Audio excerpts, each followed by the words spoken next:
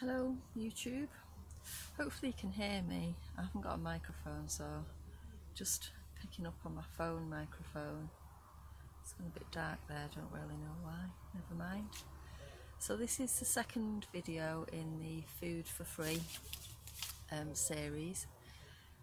I decided to just sit and chat with you today, mainly because I've done as much as I can manage in the garden today. So I need a little sit down, and it's quite cold outside, so I'm just sat in the polytunnel. So today I thought I would go through plants and seeds for free.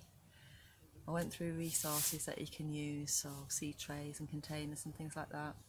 So this time we're looking at actual plants and getting actual plants and seeds for free. How do we do that? So we can grow actually from kitchen scraps. So there are some plants that will grow from offcuts or leftovers from supermarket or veg shop plants, so things like celery. If you just use the outer stalks and leave the inner stalks in, and then you put it in a little pot of water, make sure you only cover the very bottom, don't cover the stems or they'll rot, and they will eventually start to grow little roots, and then you can just plant them outside or in the polytunnel or wherever you want to plant them, and they will grow into celery plants. I've actually got some over here, over there, in the polytunnel, so I might have a little wander at the end of the video and show you some things that that I've grown. Another thing that you can use is potatoes. So you don't have to buy seed potatoes from a supplier. You can use ordinary potatoes from wherever you got them from. If you get some potatoes and you think these are nice potatoes, I'd like to grow these, then just save a few, and then when the time's right you can chip them and plant them and they'll grow just like seed potatoes. The only thing with them is that they're not guaranteed to be free of diseases or things like that, but I've never had any issues with growing from supermarket potatoes, so give it a go. What else? Spring onions as well.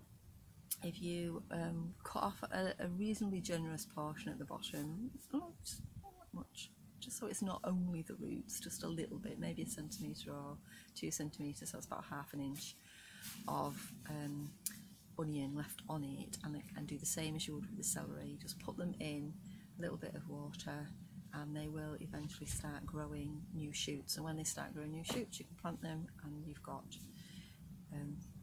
spring onions. And garlic, of course. Garlic's the same. You can get a bulb of garlic from your supermarket or veg shop, and then just save them, and then they will actually just start sprouting when it's time for them to start growing, so at the right time of the year, so around this time of the year actually. And you might find if you've got bulbs of garlic that they will just start sprouting by themselves. It is a bit late to plant garlic now. You can, but it's better to plant them in the autumn because they need a cold spell to get going. So I planted mine in about November, but you can plant them at this time. You just probably won't get as big a bulb as you would otherwise. And again, I've got some garlic that I just found volunteering in the compost bin when I was emptying the compost bin. Obviously some little cloves that I decided weren't worth keeping just have decided to grow, so I've planted some of those in the polytunnel as well, so I'll show you those as well at the end of the video. So what else can we do? We can divide plants. So some plants quite like being divided up, and then you've got more plants. So say you divide it into 4, you've got 4 plants for the price of 1. So you've got 3 plants, and if you've already got that plant you can make more of it, or if you know somebody that's got that plant you can ask them if you could have a piece. And people are often happy to share because plants do benefit from being divided. And things that are good to divide are quite a few herbs, so chives, oregano, mint, comfrey, rhubarb's also good for dividing. So ask around and see if anybody's got any that they would share with you, and then you've got 3 plants and it doesn't cost them anything, it doesn't cost you anything, so that's nice. Another thing you can do is take hardwood cuttings, so things like currant bushes you can take cuttings from. Hello, we are on video. We're talking about plants for free. Okay, well, I'll leave you to your plants Okay, for free. I'll see you later. Okay, so you can take hardwood cuttings, so things like blackcurrants, gooseberries, all benefit from taking cuttings, and basically just stick them in a pot or stick them in the ground and they will shoot and start to grow. And I've often divided plants this way, and you do need to prune back things like currants, so it's a win-win to stick the prunings into the ground. There are other things as well, not just food plants, so roses as well, you can do that with roses. That's another thing you can do. I just keep looking over here because I made some notes, because every time I do these videos I think, oh, I should have said this and I should have said that, and I didn't, so I've made some notes, so hopefully you'll excuse me, I'll just keep looking over up notes. So another thing that you can take cuttings from is figs. So I've got some fig cuttings as well. When I left my last allotment, I had a lovely big fig tree that was just far too big to move, so I just took some cuttings and they seem to be growing, so hopefully I will get some figs. Hopefully you can see me all right. I'll lean forward a little bit because it's a bit dark. There we go, that's better. I'll do that. So another way that plants reproduce themselves is by runners. So they send out little baby plants basically that are clones of the mother plant, and you can keep them and you've got new plants. So things that do that are strawberries, cane fruit like raspberries and blackcurrants, not blackcurrants, blackberries. So blackberries tend to go overground, strawberries tend to go overground, raspberries go underground, so you'll get new plants just popping up randomly from underground, and you can dig them up and put them wherever you want them, or share them with your friends, or ask somebody that's got raspberries if they've got any spare canes that you could have, and then you've got free plants. So another thing you can do is take soft cuttings. So so hardwood cutting is taking something that's quite twiggy and hard, as it sounds, hardwood. And softwood is this sort of soft green stems that you use for taking cuttings. And things that you can take cuttings from, again, lots of herbs, so sage, rosemary, thyme, lavender, perennial kale as well. You can take bits off that and stick them in the ground and they'll grow. You can use hormone rooting solution, but you don't need to. I tend to have good results without doing that, so give it a go. If you don't want to buy hormone rooting, you can make your own hormone rooting solution with willow. So you soak willow in water for I think a couple of weeks, and then the hormones from the willow will go into the water, and that is the same kind of thing as hormone rooting solution, so you can make your own free. Willow's another good one that you can just stick in the ground and it'll grow. Just take a cutting, stick it in the ground and it'll grow. And hazel is another one as well. You can try with tree fruits, but tree fruits are a little bit less reliable if you just stick them in the ground, and also if they've been grafted onto a rootstock, you don't know how effective it's going to be, how big it's going to be rather, so you don't know what the natural root system is for that particular plant, so you might end up with a huge tree that's far too big for the place that you've got it from, even though the parent tree might not be.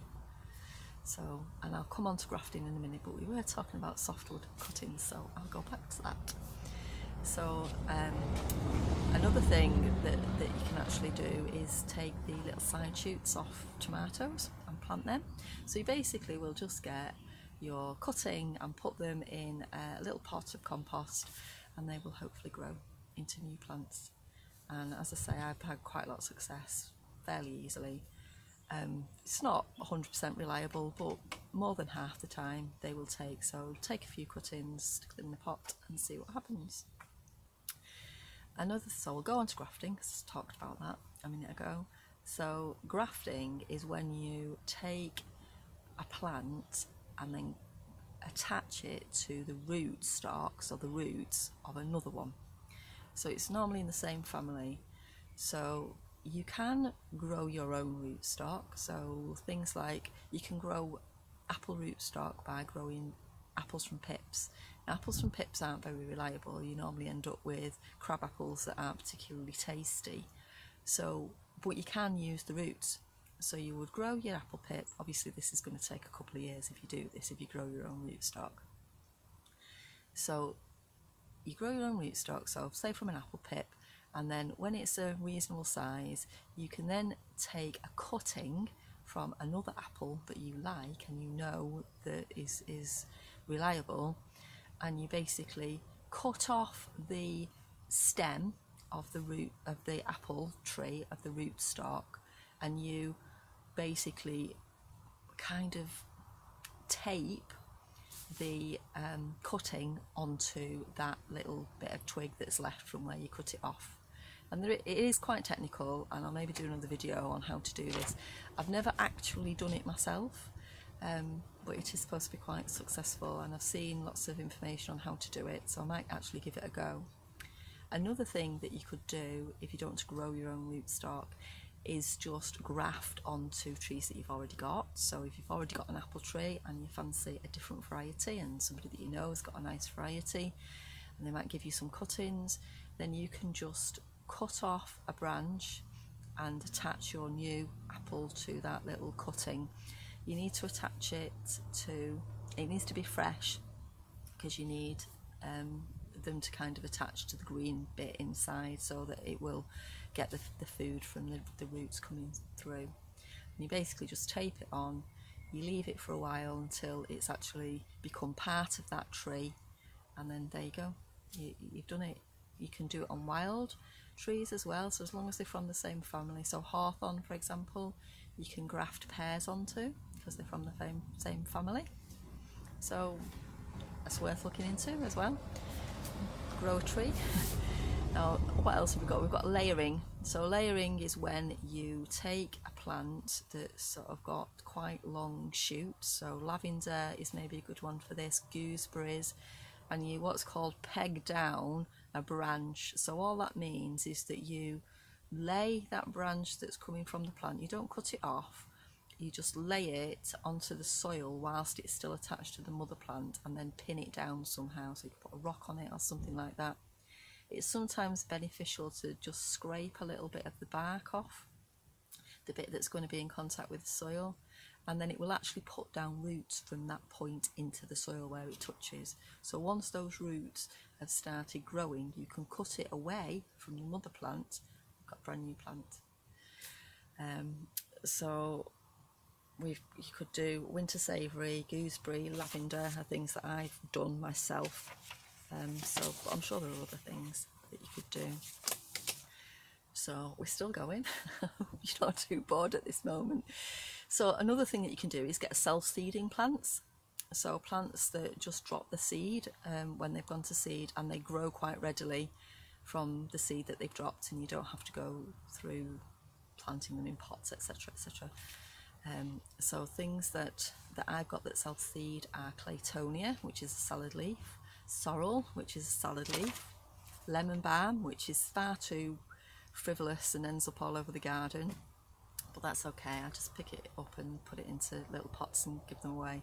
Another one that very readily self-seeds is feverfew, and you can end up with that all over your garden. And borage is another one.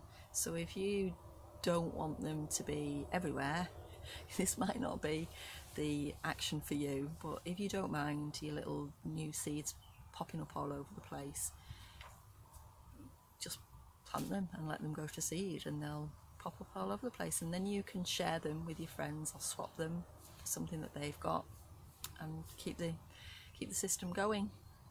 Other things that self-seed are oregano, fennel, valerian, foxglove, comfrey, rocket, landcress. So there's quite a few. There's also plants that kind of multiply. It's not technically self-seeding, but they do multiply. So things like bunching onions. So if you get bunching onions, once you've got them forever really, because they grow new little onions, and then you dig them up, take as many as you want, plant the remainder, and they'll grow more. And they just keep doing that and doing that and doing that. So you can end up with lots and lots and lots of plants, or lots and lots of onions. And Egyptian walking onions are similar, only they have little bulblets at the top of the stem that drop down and grow new little onions from there. So there's also perennials. If you get perennials, once you've got them, you've got them, and you don't have to keep buying them new. So you can get lots and lots of things that are perennial. Tends to be mostly leafy greens that are perennials, or fruit. But there are some exceptions to that, so have a look around. So things like 9-star broccoli is a perennial. There's perennial kales and cabbages. Asparagus, of course, is a perennial. Artichoke, things like that. And that's kind of another thing as well. So you've got your root artichoke and globe artichoke, and both of them, although not technically both of them are perennial, the Jerusalem artichoke, the one that grows from bulbs, so sunchokes in America, they divide quite readily under the ground and grow more and more and more like potatoes. So you just basically leave a few in and they'll grow again the next year. So once you've got them, you've got them. And then you can save seeds, of course. So easy seeds to save are tomatoes and peppers, because you don't have to do anything special. You just, when you're eating the plant, just take the seeds out and save them, and that's it. And then plant them when ready. You don't have to do anything special with them. There are processing options, if you like, that's supposed to make it more reliable for germination. But I found if you just save the seeds and let them dry out and plant them, they're usually fine. Other things that aren't too difficult are parsnips, carrots, onions, leeks, fennel, strawberries, lettuce, mustard, broccoli. So you just let those plants go to seed, because you wouldn't normally let them go to seed. So that's why it's a little bit different than tomatoes and peppers, is you kind of have to go through that extra stage of letting them go to seed. And then once they've gone to seed, you can just save the seeds and they should be fine. Other things that you can save are potato tubers, garlic, like I've mentioned before, shallots. One thing to be aware of when you are saving your own seed is cross-pollination. So particularly the brassica family and the squash family will cross-pollinate. So if you want to keep it true to type, you need to make sure there's nothing else in that family going to seed or flower at the same time. Otherwise you'll end up with a hybrid, which might be good. Experiment, why not? And see how we get on. But if you want to keep it true, there's sort of special steps that you need to go through, but that's a whole other subject that we might go through another time. And lastly, of course, is just swap with people that have got plants or seeds or cuttings that you know offer your cuttings and saved seeds, and see if anybody will swap with you. So it doesn't have to cost a lot to grow your own food, and you can do it virtually for free. So good luck with that. Let me know if there's anything I missed. I probably have, although it's quite a long video, I'm sorry. Hope you've managed to keep watching to the end.